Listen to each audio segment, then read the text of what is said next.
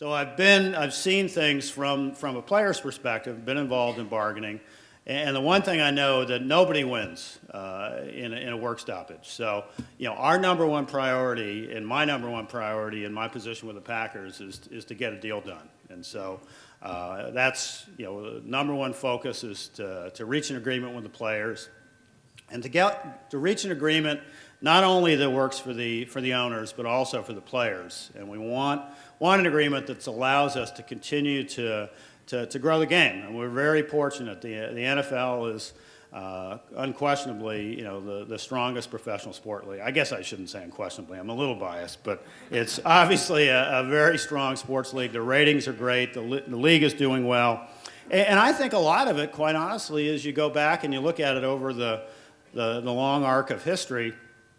The labor piece that we've had in place, in 1993, the Players Association and the NFL reached agreement on a collective bargaining agreement. They had gone from 1987 to 1993 without a collective bargaining agreement. And I think finally, Paul Tagliabue and Gene Upshaw looked at it and said, labor unrest is not good for any of us. Let's reach an agreement. And they reached agreement on a partnership. And the partnership was, and the two key trade-offs were, number one, the players gave the owners a salary cap. But in return, the owners agreed that the players would get a percentage of the revenue. And that combination of those two things has been invaluable to the league and really allowed the league to grow, players to prosper, and obviously owners have prospered as well. To put it in perspective, in terms of how the league has grown, back in 1993 when the salary cap first started, the salary cap per team was $30 million. This past year it was $128 million. So you look, obviously everybody has done well, and we want that to continue. One of the things that we've really tried to do is to focus with the Players Association. We had a bargaining session last week, is to focus on areas where we have a common interest. And one of the areas that we've identified is what we call the enhanced or the restructured season. That's a nice way of saying we're going to make the players play 18 games. But, the thought really there is, and it's something that we're really serious. I mean, we're hopeful that this can reach, there was a lot publicly has been stated about it. Our real hope with this enhanced season, and the idea is, right now we play 4 preseason games, and we have 16 regular season games. And the idea is, with what we ask of our players in the offseason, with the amount of training that they do, OTAs and mini camps, players do not need 4 games to get ready for the regular season. And so the thought is, let's work within the 20-game window and restructure it or enhance it so that we're 2-18. And the hope is that this could bring us together. It will generate a lot of additional revenue that then would go to the players. The players obviously have some concerns, as we do, about potential injuries. We've studied it, though. The injury rate is not any greater, but it is, for the starters, they would be playing more games. But we think this is something that could help us bridge the gap with the players and hopefully reach an agreement. In terms of the Packer-specific issues, I mentioned a few of these. I think one of the real keys as we look forward is local revenue. And before I get in, I know we're talking about business and revenue and this and that. The one thing I should stress, I think we have a very good team.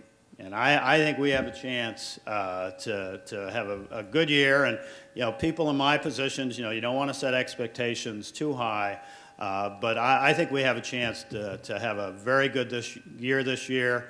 I think last year, you look at the way the season ended the season 7-1. We were as hot as any team in the league, and the playoff loss, on the one hand, it was as heartbreaking a loss, I think, as any of us have ever been associated with. But I also think we can learn a lot from that, and also I think that's going to serve as a great motivation for our players. So I feel very good about the future of the Packers. I wanted to make that statement because when you talk about local revenue and this strategy and that, everything works a lot better when you're winning, and so that's the first priority. And I think actually one of the real advantages of the Packers organization, and I think as people look at it, and you can say, well, geez, you don't have a deep pockets owner, you don't have this, you don't have that, but our structure and our ownership system has worked very well.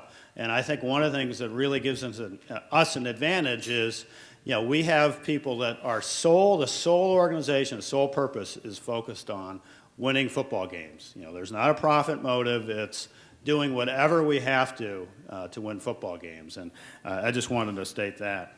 Just in terms of local revenue, some of the key areas that we're looking at is really trying to increase sales at our pro shop, particularly e-commerce. Driving more people to our website. One of the things that we're conscious of is we cannot continue to raise prices at a huge or a fast rate. We're sensitive to that. I say that we did increase ticket prices this year, but we want to be around the league average. We want our ticket prices to be very affordable.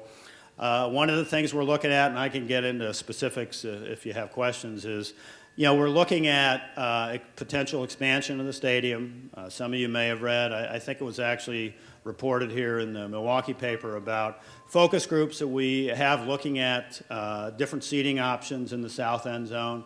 I think that can be a tremendous positive for our fans and a great thing for the organization. And then a couple other initiatives is, one, we're looking at potential development around Lambeau Field. Really the idea there is let's build on the success that we had with the original renovation in 2003, and to bring more visitors to the area. I think it would be a positive for Brown County as well as the Packers. And the last thing is really the whole explosion in terms of social media. A lot of the things that I know the Business Journal and other newspapers are looking at is, what kind of things can you do? My kids, they don't read papers anymore. They're Twittering and they're on Facebook, and as an organization, we have to adopt. And so we're really looking at ways that we can strengthen the connection that our fans have with the organization.